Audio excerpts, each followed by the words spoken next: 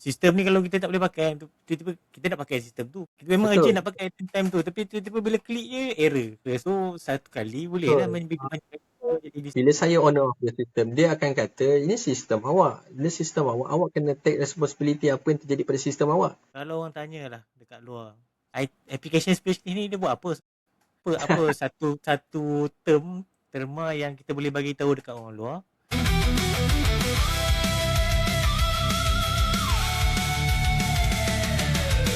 Selamat datang ke Jambu Frame Podcast, Real Talk IT Career. Kami berkongsi pengalaman pahit manis kerjaya IT khususnya buat lepasan graduan dan pencari kerja di luar sana supaya dapat meningkatkan potensi diri dalam industri korporat. Saya Zaini, IT Project Manager dengan pengalaman lebih 10 tahun dalam pengurusan projek IT. Jadi untuk hari ini, jom kita selami kerjaya IT Application Specialist bersama tetamu istimewa dengan 10 tahun pengalaman dalam profesi ini. Okay, Assalamualaikum Cik Zafri. Apa khabar? Terima kasih kerana beri peluang invite saya ke dalam podcast. So, saya sangat berbesar hati lah. Zaf tahu Jambu Frame ni kita buat untuk share knowledge. Mungkin orang tak pernah dengar dekat luar. So, dalam podcast ni kita bagi peluang kepada orang IT sebab kita tahu kadang-kadang orang IT ni orang cakap dia malu nak cerita ke orang. Tapi ilmu dia tu, pengalaman dia tu. So, untuk permulaan boleh introduce sikit lah berkenaan diri Cik Zaf dan role sekarang ni dalam bidang IT. Daripada sekolah menengah, masuk ke pengajian universiti, diploma dengan degree. Untuk diploma saya ambil diploma ICT dia panggil, Information Communication Technology. Memang dulu belajar memang bidang IT lah. Betul, Tuan Berita. Kemudian saya sambung dengan degree Sains Komputer, major in Multimedia. Itu yang saya belajar. Right. Di Universiti Awam lah. Faham. Di selatan tanah air. Macam boleh agak je. Okay, okay. Okay. So, lepas dah masuk universiti, dah keluar, dah dapat kerja. So, memang dapat kerja tu, memang kerja application. Memang jaga application ke? Ataupun bermula dengan job lain? Saya internship dekat diploma, saya internship dekat company swasta. Kemudian internship untuk degree tu saya di salah sebuah jabatan kerajaan. Saya internship kat situ. Kemudian selepas habis internship tu saya terus sambung kerja. Tapi masa tu gaji harian, dia bagi gaji harian lah. Lebih kurang 2 tahun kot saya bekerja kat situ sebagai gaji harian. So, lepas tu, career progression, terus dapat kerja tempat lain. So untuk career enhancement, so saya mulalah apply pekerjaan-pekerjaan kat tempat lain. Dari situlah bermulanya saya punya career sebagai IT application. Saya bermula dengan salah sebuah company yang agak besar, level GLC lah, level GLC punya company. Saya masuk kat situ sebagai exec, IT exec, tapi jaga application lah. So, kalau ikut daripada lepas belajar dulu sampailah sekarang ni, ini dah berapa tahun dah? Untuk application specialist ni, saya rasa lebih kurang saya punya pengalaman daripada saya bawah. Daripada mula saya join application team daripada bawah sehingga sekarang lebih kurang 12 tahun. So sehingga sekarang ni saya memang masih belajar lagi, masih menimba ilmu daripada orang-orang yang lebih senior, yang lebih arif lah. Maksudnya dalam bidang IT bagi saya dia tak akan berhenti. So umur apa pun tetap kita kena belajar benda yang baru dalam bidang IT sebab teknologi sekarang memang sentiasa laju. Bukan macam dulu lagi, sekarang memang laju. Teknologi baru yang perlu kita belajar untuk meletakkan diri kita di market dalam bidang IT ni. Okay, faham. So, dari situlah job IT application specialist memang untuk jaga application lah, jaga program. So, kalau orang tanya lah dekat luar, layman term, application specialist ni dia buat apa? apa satu terma yang kita boleh bagi tahu dekat orang luar. Sebab saya pun orang IT kan. So kita nak bagi tahu orang luar yang apa Okey. sebenarnya application specialist tu. Faham. Bila kita sebut pasal application, kita tahulah software-software yang digunakan dalam handphone, dalam laptop. So, kat situ kita panggil application lah. Ataupun software-software yang dalam website. So, itu yang kita panggil application. So, application tu sendiri adalah software yang digunakan, mostly yang digunakan adalah orang selain daripada IT lah. Klien lah, kita panggil klien. Kita as a client. Tapi cumanya, application ni ada banyak. Dia banyak sebenarnya. So, bila kita dah specialist ni, kita specialist dengan application tu. Contoh kalau macam saya lebih kepada hospital information system lah punya application. Okay. Tu saya punya specialist saya selama 12 tahun dah. Okay.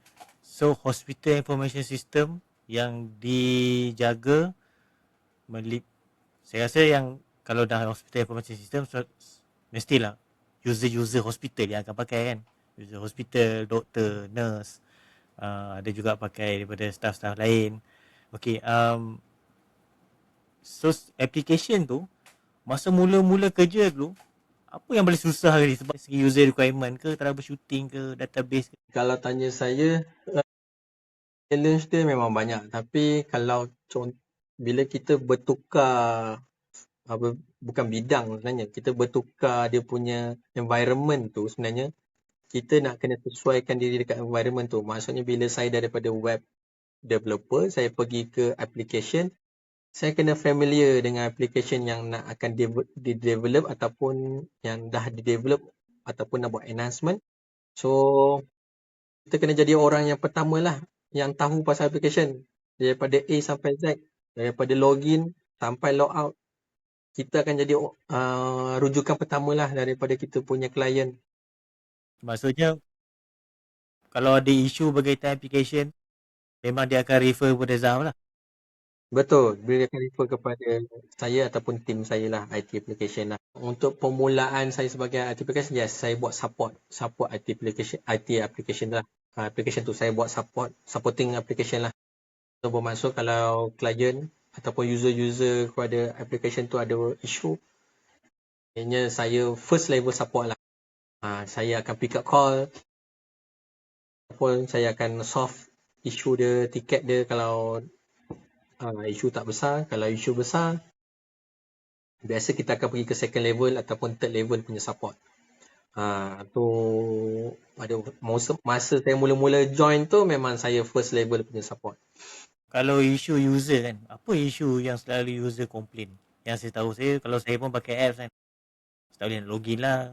Kadang error lah, page cannot be display lah. So apa isu-isu yang common issue dan macam mana Zaf settle ataupun tackle isu tu dengan user? Adakah melalui technical ataupun kena ada some repo ke dengan user tu? Macam mana proses nak troubleshoot dengan user tu? Berkaitan dengan user ni tu macam-macam cerita. Kalau kita sedih, kita gembira ada, kita marah pun ada bila berkaitan dengan user ni. Benda pertama, bila kita buat support user kita, klien kita adalah manusia, kita kena faham satu. Ini yang saya terapkan. Saya rasa setakat ni mana user datang kat saya pun saya rasa saya boleh reply dengan in a good manner lah. Saya rasa setakat ni, insyaAllah. Tapi tak tahulah, tiba ada saya hilang ingatan ke. Jadi, benda pertama yang saya kena terapkan dari saya, passion. Passion kena ada. Sebab kita punya masalah kita datang daripada manusia. So, manusia ni ada macam-macam perangai, ada macam-macam dia punya attitude, yang soft spoken, yang outspoken pun ada, yang lantang, maki, apa semua tu benda biasa. Yang kedua, beranggapan yang user tu sebenarnya dia tak faham, dia tak familiar dengan dia punya application. So, kita anggap dia macam budak-budak yang baru nak belajar. So, bila dia tak tahu tu, dia bertanya. Tapi cara macam mana dia bertanya tu yang kita kena bersabar sikit. So, kalau macam-macam tu, mostly lebih kepada user yang ada sifat sabar ke ataupun lebih kepada user yang irritate ataupun yang mengamuk. Yelah, sistem ni kalau kita tak boleh pakai, tiba-tiba kita nak pakai sistem tu. Kita memang Betul. urgent nak pakai time tu, tapi tiba-tiba bila klik je error. So satu kali boleh lah main Betul. jadi Error klik error pun saya dah biasa dengan benda tu. Sebab kadang-kadang saya pada mulanya saya sebagai support. Bila support, sebenarnya sistem tu dah ada. Saya masuk bekerja kat situ, sistem tu dah wujud lama. Jadinya itu bukan kehendak saya sebenarnya. Dia macam itulah, bukan kehendak saya, tapi bila pandangan daripada user, dia kata kita adalah owner of the system. Bila saya owner of the system, dia akan kata ini sistem awak. Bila sistem awak kena take responsibility apa yang terjadi pada sistem awak. Walaupun pada masa awalnya saya join, sistem tu dah sedia ada, dah terpakai. Kadang-kadang macam isu macam kalau macam rosak, kita faham lah, kita boleh repair. Tapi kadang-kadang kalau bila sistem ni dia dah fix lah benda tu. Sebagai contoh, dia punya flow, kalau faham berkaitan dengan flow sistem tu, dia dah buat flow dia macam mana. Kalau contoh macam saya hospital punya sistem, daripada dia register kat kaunter, dia akan pergi ke AE dulu, department, pergi farmasi department, kemudian baru boleh discharge. Benda tu dah sistem dia dah set. Bila dah set, ada setengah user dia tak boleh terima dengan flow. Bagi dia ni daripada point A dia boleh pergi ke point B, dia pergi step langkah pergi point C. Tapi yalah, kita bekerja, itu saya sebut passion. Bila user datang macam tu, kalau tanya elok-elok tu, orang kata bonus point lah kat kita. Kita jangan pula take for granted. Bila dia complain dengan keadaan yang baik, kita ambil lah. Complain dia tu kita bring up lah. Tapi kalau yang datang ni jenis user ataupun klien yang tergah, benda pertama passion lah. Passion memang kita pun akan ikut meletup juga. Sabar, kita cakap dia okey, kita take note, kita faham. Dia orang ni sebenarnya nak didengar. So kita akan take note apa masalah dia orang. Okey. Kemudian kita akan kata okey, kita ada, memang saya rasa lah semua, tapi sepanjang saya kerja, semua application dia akan open untuk enhancement. Bila open untuk enhancement, bermaksud apa isu-isu yang ada dekat user tu, kita compile lah, dan kita enhance lah untuk kebaikan application tu. Elakkan je lah, elakkan je daripada bukan tak boleh berbalah. Kadang kalau untuk memberi pandangan kepada user pun, tu pun penting juga sebenarnya. Kita nak educate dia. Kalau tanya pahit manis, saya boleh kata 50% pahit, 50% manis lah. Macam saya dah biasa sebenarnya. Setakat baling file tu benda biasa. Apa yang ada depan atas meja tu dia akan baling. So, kita ni je lah. Tapi kalau tanya saya yang jenis baling-baling ni, bila kita counter dengan baik, dia akan cool down. Faham? Betul? And dia akan kata, saya bukan nak ni, cuma saya betul-betul frustrated. Saya betul frustrated dengan sistem awak. Tapi bila kita lawan, dia meletup, kita pun meletup. Dia akan jadi api sama api lah, tak boleh lah. Dia akan jadi api dengan api, memang dia akan jadi sampai big boss lah. Cerita tu akan jadi sampai tak habis lah, dia akan melarat. Ada juga berlaku. Yang saya dengar ada juga berlaku, tapi insyaAllah setakat ni dia belum ada lagi. Settle dengan kerja dia, dia pun nak kena settle kerja dia, kita pun Betul. nak kena settle dia. Betul. Klien pun, patient pun nak kena settlekan kerja dia. So, saya rasa satu kerja yang mulia lah. Okay, so apa pengalaman yang best ataupun pengalaman yang manis lah sepanjang kerja 12 tahun sebagai application specialist ni? Tak kisahlah sama ada time buat support ke, time buat projek ke. Ada ingat tak beberapa momen yang rasa macam, oi best lah? Momen paling manis bila nak go live sebenarnya, nak go live application tu. Apa maksud dia masukkan go live? Maksudnya kita nak start, nak digunakan Dia ada hari pertama yang user nak pakai, kat situlah semua kita punya team members ada dengan kita. Application ni dia lebih kepada teamwork. Teamwork tu penting. Sebabnya kita tak boleh one man show benda ni. Tapi saya rasa masa go live kan, sistem yang hari pertama tu, dari segi teamwork tu, saya nampak semua komponen of IT tu akan duduk sekali. Contoh macam team application akan duduk sekali, team network pun ada, team cyber security pun ada, team digital ke, Betul? whatever team yang dalam IT tu. So, saya pun nampak juga momen tu sebab saya pun pernah jaga projek untuk Betul. so, betul lah, saya setuju sebab itu salah satu momen yang kadang-kadang kita pun tak boleh beli momen bersama kawan ni. Bila user dah boleh pakai sistem, be on the first day. Boleh jadikan kenangan. Sebab sebelum kita nak go live tu, kita dah puluh macam-macam.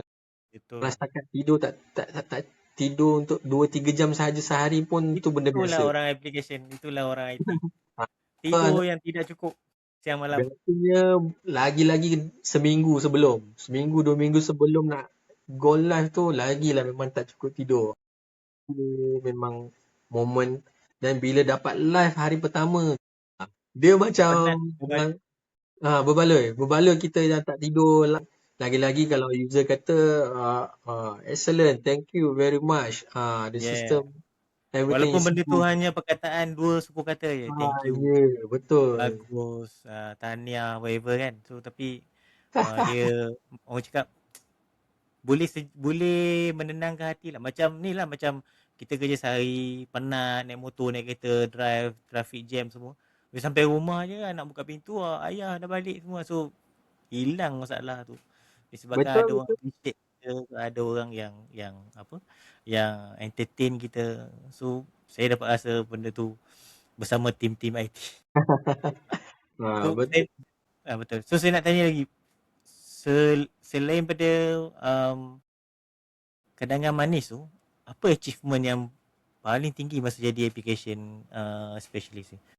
Ada buat dapat cert ke, ataupun ada dapat token ke, ataupun ada dapat appreciation? Ada company yang kita dah go live, ada some amount dia bagi. Kita panggil bonus lah. So, kita dapat go live. Tapi pada waktu tu sebenarnya kita go live, kita dapat cut cost dia sebenarnya. Yang sepatutnya dia kena hire ramai lagi supporting staff. Tapi kita cakap tak perlu, kita handle. So banyak lebihan daripada cost dia untuk live tu, dia pulangkan balik kat kita sebagai bonus lah, token lah kat itu. Itu tengok company jugalah sebenarnya. Tak semua company boleh bagi macam tu. Tapi tak apalah, at least dia tu bagi benda something lah, jadi kenangan yang manis. So dia dah bagi some appreciation. Dapat penghargaan daripada klien ataupun user tu pun dah kira terbaik lah tu sebenarnya. Sebab kita buat untuk dia. Kemudahan dia, keselesaan dia dengan dia punya organisation. Say thank you pun okey dah. Benda tu buat hilang rasa penat. Okay, tadi kita cerita pasal benda manis. Seronok lah, kita pun dapat appreciation yang hilang penat semua. Sekarang ni, apa kenangan yang pahit tu orang kan? Application ni dia selalu jadi crash ataupun sistem error. Ada tak jadi sistem tu crash sebelum go live? Maksudnya seminggu sebelum tu dia crash ataupun dia problem, dia down. Ataupun masa dah go live dia down. Ada tak situasi macam tu? Dan macam mana nak handle situasi tu, nak berdepan dengan stakeholder lah ataupun owner of application ni dan juga site user. So boleh cerita sikit dia punya kenangan pahit? Boleh. Pahitnya bila crash. Kalau sebelum go live okey, tak ada masalah. Tu benda biasa. Sebelum go live application crash itu okey. Pressure. Contoh 2 hari sebelum kita dah plan go live. Tiba apps kita crash. Tak tahu apa punca apa dia crash. Stress, betul kita akan stress. Kita kata alamak kita dah buat macam-macam. Apa pula ni ya? Ni. Padahal kita dah buat testing dah semua. Biasanya kita buat testing dah awal seminggu, 2 minggu sebelum dah. Tapi stress yang tu masih boleh control. Totally down, maksudnya tak boleh buat apa-apa. Kita declare as a code white lah. Maksudnya user dekat hospital ke ataupun dekat ni, dia tak boleh pakai langsung sistem tu. Semua user. Semua user tak boleh access. So, Itu baru kita boleh declare as a code white. bila white tu declare, Kira macam totally down. Memang tak boleh buat apa. Kalau contoh, kalau dia jadi hanya certain user saja jadi yang tak boleh buat dia tak boleh guna sistem tu, kita boleh declare as a code white lah. Maksudnya itu mungkin bukan isu application, mungkin ada isu-isu lain yang berkait lah. Yang paling saya pernah dengar paling maksimum 30 minit. Itu maksimum dia kena settlekan. Application banking ni satu Malaysia pakai. Dia bukan bukan user biasa, user dia adalah orang awam. So kalau down tu memang akan haywire jugalah. Bukan big issue, memang big issue lah. so let's say lah lepas 30 minit dia masih lagi tak boleh pakai. Dia bukan bank lah, masa kita dekat hospital. So kita pakai manual lah, so dia kena pakai borang, kena isi borang. Betul. Kena Macam buang biasa. balik. Okay. Biasa benda tu kita akan meeting dululah, sebab borang apa yang perlu dipakai. Selepas pada kita dah up balik kita punya sistem, apa perlu dia buat, nak kena upload balik ke apa yang dia dah buat manually kat kertas, ataupun Semua tu dah di plan awal lah. Maksudnya ada contingency, ada SOP. jalan dengan lancar. Sebab kalau benda tak jangka, kita tak nak, dan pada masa yang sama kita tak nak data tu hilang. Even kalau manually pun, tulis tangan pun, kita nak data tu masuk dalam sistem. Dia boleh upload guna paper yang dah diconteng ke, ataupun dia kena key in balik dalam apps ke, tu depends pada company tu punya SOP lah. Kalau terkena pada hari pertama, hari kedua tu, pressure dia akan betul-betul tinggi. Sebabnya orang akan fikir 100% smooth. Dia terjadi dalam 1 minggu pertama. Itu memang betul-betul pressure. Penat sebelum go live tak hilang lagi. Okey, contohlah kita dah go live. Contoh dah 5 jam dah go live. Okey, tak ada masalah. Okey, kita dah macam dah tenang, kita rasa kita boleh duduk ataupun baring, kita boleh tidur. Tiba phone call masuk. Ada isu. Tapi tak berhenti pula. Isu tu kena layan sampai 4-5 jam pula selepas tu. Tak cukup tidur lagi. Saya pernah sampai satu masa, saya punya nombor, saya punya ringtone handphone saya tu, dia terngiang-ngiang dalam kepala. Ringtone saya tu, padahal tak bunyi pun. Macam-macam call masuk. Itulah, tu antara pahit dia lah. Kita dah go live. User ni memang menghantui betul. Company yang saya join lah. Kita dah go live. Okay. Tak sampai sehari. Time tu bila go live dah selang beberapa jam go live tu, saya dibenarkan balik untuk tidur. Dekat homestay. Cepatlah rehat kejap. Okay. Tapi tak sempat nak, selepas mandi tu baru nak lelap tu dah dapat call. Angkat call. Jadi tak boleh nak tidur. Saya jadi terbuka balik laptop kat situ. Mula-mula dah buka laptop kat homestay dah.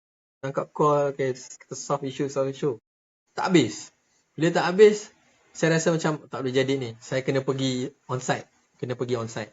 So, saya pergi on-site. Memang tak habis. Saya rasa sampai malam. Sampai pagi buta tu tak habis, tak settle. Nombor handphone kita dah dijaja. Tak adalah. Telah, maknanya nombor handphone kita tu ada sebagai phone on call tu kan. Jadi bila call tu Jadi nombor public. dia jadi nombor public dah. Dia macam nombor 999. Dia macam kalau ada masalah, telefon je nombor saya. Dia macam tu lah. Tapi tak lah. Isu besar tu, memang isu tu besar, betul-betul besar. Bila dah solve, bila saya balik, saya ingat saya balik pukul 4 pagi. Saya balik homestay lah. Balik homestay nak tidur. Isu tu jadi pukul 9 pagi sampai 4 pagi yang hari seterusnya tu baru saya balik. So in-shot je memang 24 jam lah. Application bila dia live. Lebih 24 jam. Tidur pun dia macam tertengah-senggut. Tu kira tidur lah tu. Kita dah tidur, kita tengok depan laptop lah. Tu kira tidur lah tu. Walaupun tak tidur pun sebenarnya. Tapi itulah buat orang kata buat hilang penat sekejap tu lah. Maksudnya pengorbanan. Orang application ni, orang IT ni, kalau dia dah go live, saya rasa dia punya support dia tu akan melebihi waktu bekerja. Dan kita tak boleh expect pun benda tu akan settle. Sebab kita ada banyak sangat user. Bukan nak overclaim. Biasa kita dengar on-call ni orang yang kerja medical kan. Tapi sebenarnya IT pun term tu biasa. Tapi memang orang luar bila sebut kerja IT ada on call. Kau kerja ada on call IT macam Maksudnya IT ni kita kerja macam kerja 24 jam. Tapi Aduh, kita boleh accept lah dia punya nature kerja ataupun scope yang kerja yang kita kena buat lah. Macam Zaf cakap tadi, application tu install kat hospital. Hospital pula running 24/7, 24 jam, tak berhenti. So application tu akan digunakan oleh setiap orang. betul. Yang Application tu disupport ni ada banyak ni je. Tapi yang betul. diguna Ni nak berkaitan dengan manpower, man hour yang perlukan dengan manpower yang ada, tu top management ni yang decide lah. Hospital tak pernah tutup. 24 jam akan run. So normally kalau melibatkan atas bencana ni, berapa lama terjadi masa selepas the go live? Normally secara purata ataupun secara umumnya berapa lama dia nak stable dia punya application? Seminggu? 2 minggu? Kalau betul-betul new system, saya rasa 2-3 bulan kot. Betul-betul stable. Dia bukan application itu sahaja yang menjadi isu. Betul. Yang combine dengan application tu, contohnya buka application, guna handphone, guna laptop. Benda-benda tu boleh jadi punca. Boleh jadi punca application tu crash. Contoh, saya bagi contoh. Tiba-tiba dekat tempat tu, internet dia tak ada. Okay? Internet dia tak ada. Internet tak ada. Dia first, dia akan call, but dia nak buka application tu. First, dia akan call application punya team. Ini saya punya pengalaman. First, dia akan call application. Kenapa saya punya application tak boleh buka? Bila kita check daripada kita punya site, okay, saya boleh buka. Tak ada masalah. Okay, kita try deep down lagi. Apa isu dia? Okay, last kali kita jumpa, laptop ni tak ada internet. Tu antara. Bila kita fikir, tu memang bukan kerja application pun sebenarnya. Bila tak ada internet. Tapi kita take responsibility lah. Check. Kalau kita nak escalate pun isu tu dekat department lain ataupun kat orang lain, in proper way lah. Maksudnya, okay. Tapi saya cerita ni sebenarnya berlaku. Dan benda ni akan menjadi pergaduhan. Tapi kalau kita very professional, kita faham, okay. Contoh macam saya. Biasanya saya akan buat apa? Saya akan investigate, akan troubleshoot, okay. Saya dah confirm, ni bukan application punya team. Biasa saya akan buat satu note. Summary apa yang saya dah check. Saya akan pass kepada orang yang berkaitan. Yang saya rasa isu tu adalah dia punya isu. Saya akan pass. Saya rasa saya punya kerja macam tu. Saya tak nak bila, contoh kalau tiba-tiba kita, Abu, saya cakap, Abu, ni kau punya isu ni, bukan aku punya isu. Bila kita buat macam tu, kita tanya create ketegangan kat tu sebenarnya. Abu tiba-tiba tengah duduk suap makanan, apa tiba-tiba aku punya isu ni. Bila tanya user, kita faham lah, user dia tak faham level dia tu. Maksudnya, first internet, kedua baru boleh buka application. Contoh mudah sebenarnya kita nak tahu application punya isu atau tidak. Kita bukalah website lain. Kalau website lain okey, maksud internet tu okey. Application tu tak okey. Itu antara yang surface. Bila jadi application, troubleshoot tu penting. Keluar dinosaur yang lompat-lompat teng kan. Tu maknanya internet tak ada. So memang bukan kita punya kepakaran. Kita escalate kat orang yang sepatutnya. Tegangan antara department IT pun ada. Tapi kena very professional lah. So tadi kita dah cerita pasal kenangan baik. So kerja application specialist, kami dekat Jumbo Frame ni memang ada buat research lah. Okay. So kalau kita tengok dekat gaji kan, sebab saya rasa ramai akan tanya pasal gaji ni, berapa gaji.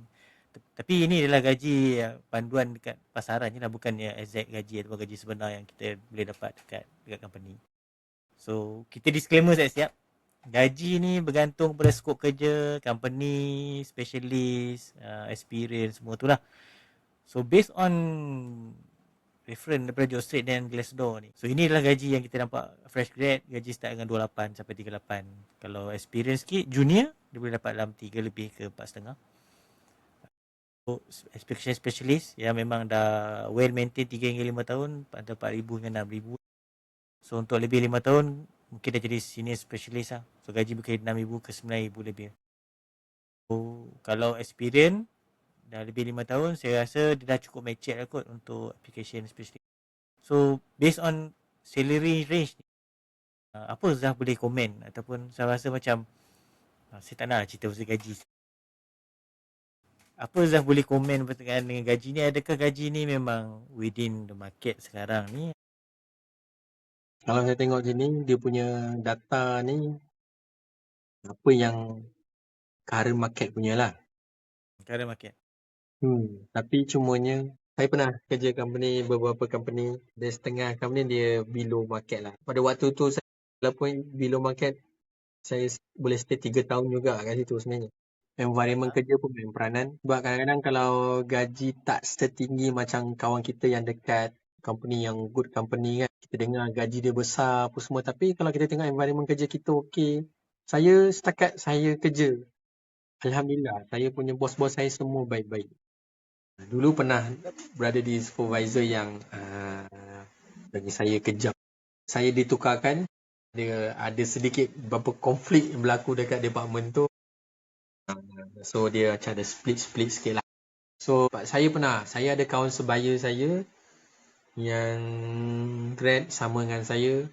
Gaji dia besar, gaji kita kecil kan. Tapi disebabkan environment tu okey, jadi kita enjoy nak kerja kat situ. Dia setengah company dia tak boleh offer tinggi. Sebab kita faham lah kalau jenis company yang bukan besar, so dia tak boleh offer tinggi. Tapi mungkin workload dia taklah setinggi. Mungkin workload dia tak tak So, banyak. sesuai dengan gaji dan dengan dia punya Tanya tanggungjawab. saya, anda boleh compare sendiri workload dengan gaji yang dia bagi. Kalau okey. Tapi cuma saya bagi satu tips. Benda pertama, kalau anda nak demand gaji, pertama knowledge kena bagus. Knowledge nombor satu. Nombor dua, kena betul-betul orang panggil apa? Hustle lah. Hustle. Kena betul-betul power berkaitan dengan apps yang kita tengah buat. Antara team member kita pun refer kat kita. Tu memang betul-betul power dah. Kalau macam tu, punya dah level tu, bolehlah kita try demand dan gaji. Saya pernah try. Memang berkesan. Berkesan. Berkesan, benda Okey. tu berkesan. Kalau berkesan tu saya akan take note dah, masuk dalam tips of the day. Sampaikan bila kita tak ada, team tu agak tergugat sikit. Maksudnya jadi orang harapan lah. Kat situ value dia, so bolehlah demand sikit. Bukan kita nak ugut, tapi sesuai dengan workload yang dibagilah. Tapi saya setakat ni, saya pernah kerja below market, dapat kerja yang SGD, tapi SGD pun saya tak lama. Syok tu. Environment tu tak berapa cun. Gaji besar tapi kita nak pergi kerja pun fikir dia juga tak seronok nak pergi kerja. Sebab saya ada beberapa juga universiti panggil, lecturer panggil untuk saya juri dia orang punya end year punya projek. Yang saya difahamkan sebenarnya dia nak dapatkan komen daripada industri, IT ke application. Masa tu saya dah beberapa kali dipanggil memang untuk komen berkaitan dengan dia orang punya application. Maksudnya application specialist ni, industri kat luar tu ataupun universiti tu dia recognize ataupun dia iktiraf kita punya knowledge. So saya rasa itu salah satu pencapaian yang baik lah untuk. Bila pihak lecturer ataupun universiti ni panggil, dia nak kita komen macam mana kita dalam industri. Masalah kalau kita develop sistem, kita punya juri kita punya klien. So klien kita ni dia cakap lah apa yang dia rasa benda-benda tu. Benda tu juga yang saya terapkan dalam dekat universiti jugalah untuk adik-adik yang nak grad keluar daripada universiti untuk bekerja. So, kita teruskan untuk job opening yang kita daripada Jumbo Frame jumpa ni. Ini adalah application support specialist related. So untuk semua audience yang tengah tonton kita punya podcast Jumbo Frame, ini adalah job opening as of masa recording ni dibuat. Okay, pada 20 hari bulan 6 2026. So kalau you all ada tonton recording ni ataupun tonton podcast ni 3 bulan selepas, so you akan dah takkan jumpa job ni lah. Sebab job ni akan dah expired lah dekat dalam website ni. So kalau you all nak tahu lagi berkenaan dengan application specialist punya position ataupun opening, job opening ataupun tawaran kerja sekarang, dan juga kerja-kerja lain berkaitan IT macam network engineer, macam system engineer, you all boleh pergi ke jumboframe.my. So klik link kat description di bawah. untuk kita tengok list of job opening yang available sekarang.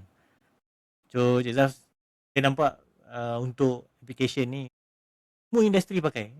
Pharmaceutical ke, biomed ke, household goods memang pakai lah. Healthcare pun pakai. So it's a good job yang saya rasa waktu sekarang ni semua orang akan pakai application untuk menjimatkan masa dan wang, menjimatkan duit. So kita dah sampai ke penghujung punya podcast hari ni. Sebelum kita end the session, saya nak minta Cik Zaf, apa saranan ataupun apa harapan Cik Zaf kepada fresh grad yang kat luar sana yang mengambil bidang application dan kepada mereka yang nak buat career progression, nak meningkatkan lagi dalam program ni. So apa Cik Zaf punya harapan ataupun nasihat kepada audien-audien kita yang tengah menonton kita punya podcast ni? Jadi kalau tanya saya, kalau daripada fresh grad, saya tak nafikan. Saya rasa pihak-pihak universiti sampai sekarang up to date dia orang punya modul. Macam saya, last language saya belajar adalah C++, JavaScript, PHP, SQL semua tu. Tapi kalau untuk yang student saya dengar memang dia orang belajar. Memang modul tu sentiasa up to date mengikut dia orang punya zaman lah. Dia cuma mungkin kalau tanya saya, student ni tahu macam mana nak buat sistem, apa ciri-ciri sistem yang baik. Yes, contoh ciri sistem yang baik, color kena baik, bagus, tak boleh guna color pink, sakit mata. Ataupun bila tulisan tu kena tulisan yang senang faham, tak boleh tulisan berangkai.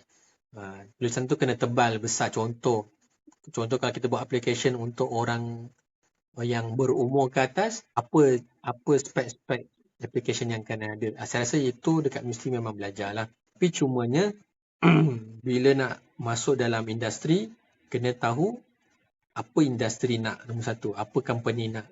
Okay. Kalau contoh tanya saya healthcare, tadi tuan moderator ada tuliskan berkaitan dengan healthcare. Tapi sebenarnya antara salah satu yang betul-betul strong dalam application adalah finance. Semua company ada finance department. Semua nak automate, semua nak elakkan daripada berlaku kehilangan duit, company tak nak ada kerugian. So saya boleh assume semua company akan ada finance punya application. Maksudnya kita jangan strict sangat kat satu sistem saja. Jadi kita akan, pemikiran kita akan orang kata apa, bawah tempurung. Kita jangan terus menolak sistem orang lain. Kita belajar, kita pergi tempat lain, kita belajar sistem orang tu juga.